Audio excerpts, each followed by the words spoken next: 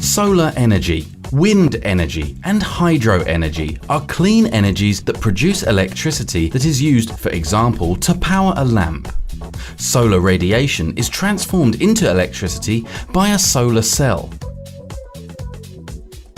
In general, a solar cell is composed of silicon, which is a semiconductor material and belongs to group 14 of the periodic table of elements.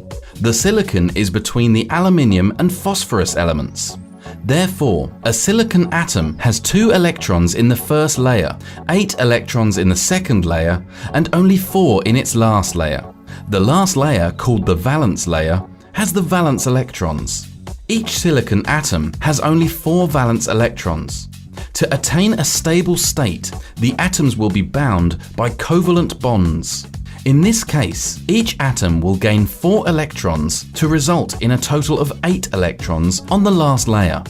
The foreign atoms are introduced into the crystal lattice to reach an unstable state. This is called doping.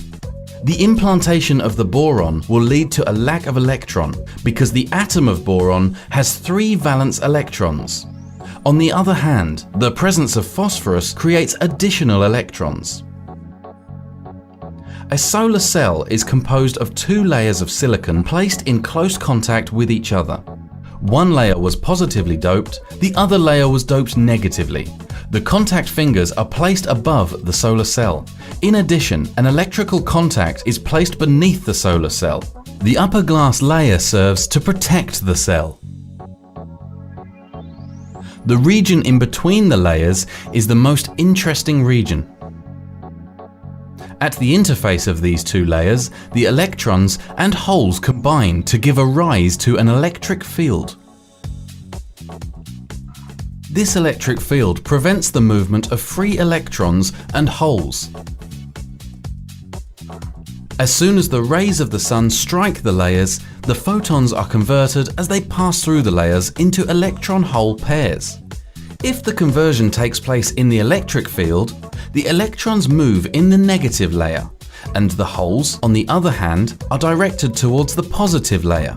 The diffusion of the holes towards the positive region and of the electrons towards the negative region causes an imbalance. Electrons and holes want to restore equilibrium, but it is the electric field that hinders a combination of electrons and holes. To produce electricity, a connection must be made between the upper and lower layers. The electrons must pass through the external circuit to combine with the holes, which generates a current.